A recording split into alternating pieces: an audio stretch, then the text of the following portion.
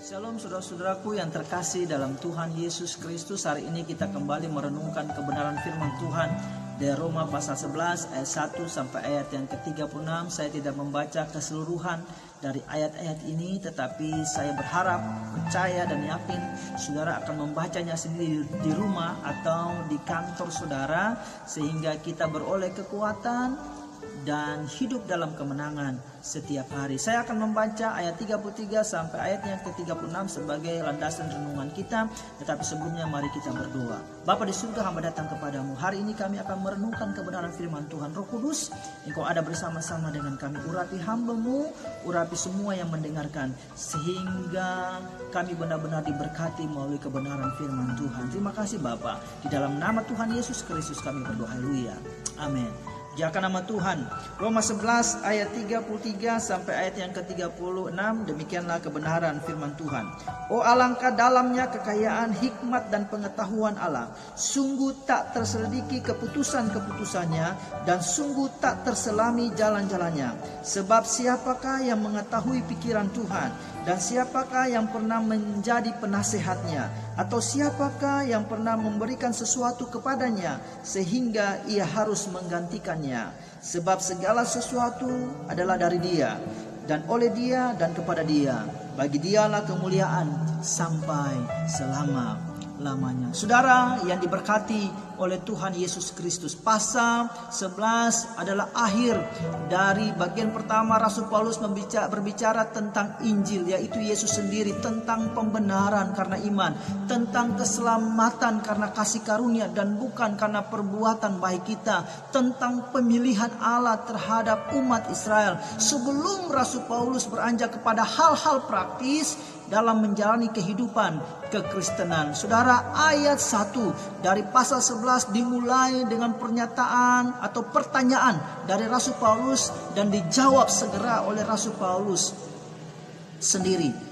Demikian firman Tuhan. Adakah Allah mungkin telah menolak umatnya? Sekali-kali tidak. Karena aku sendiri pun orang Israel, dari keturunan Abraham, dari suku Benyamin. Mengapa yang harus disebut Abraham, bukan Yakub, bukan Ishak? Saudara, karena Abraham dipilih Allah karena kasih karunia Allah. Abraham dibenarkan karena imannya kepada Allah. Pemilihan Abraham oleh Allah berlaku juga bagi bangsa Yahudi yang adalah keturunannya. Dan pemanggilan dan rencananya itu tidak salah, tidak pernah batal oleh apapun, tidak pernah gagal oleh apapun.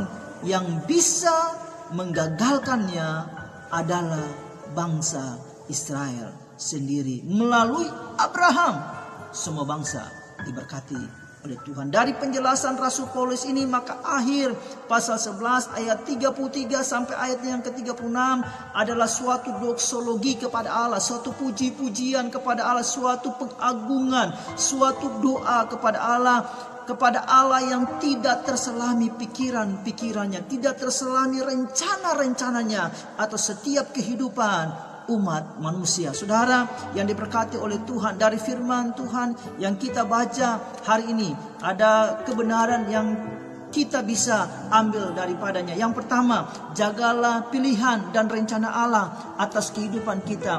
Karena saat kita berubah setia, maka pilihan dan rencana itu lepas. Bukan karena Allah, tapi karena diri kita sendiri. Allah telah memilih kita. Allah sudah membuat rencana yang luar biasa sebelum dunia diciptakan bagi saya dan saudara.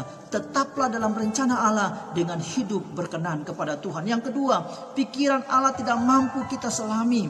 Oleh karena itu, tetap tunduk kepada Allah dan lakukan apa yang Allah kehendaki dalam hidup kita. Maka kita tetap berjalan dalam pemilihan dan rencana Allah. Saudara, apapun yang terjadi dalam kehidupan kita tidak mampu diselami dengan pikiran-pikiran kita. Pergumulanmu, masalahmu, kita tidak mampu menyelami apa yang terjadi hari ini. Tetapi tunduklah kepada Allah, karena rencananya tidak pernah gagal dalam kehidupanmu. Pemilihan Allah atas hidupmu tidak pernah gagal. Tetap tunduk kepada Allah. Saudara yang diberkati oleh Tuhan Yesus, saya mau katakan hari ini, seperti pemilihan dan rencana Allah tidak pernah salah dan tidak pernah gagal kepada bangsa Israel, bangsa Yahudi, demikian juga bagi saya dan saudara. Jaga pilihan dan rencana Allah dalam hidupmu dengan hidup dalam kehendak-Nya, maka engkau dan saya akan menikmati damai sejahtera dan berkat Allah dalam keluarga dan keturunanmu.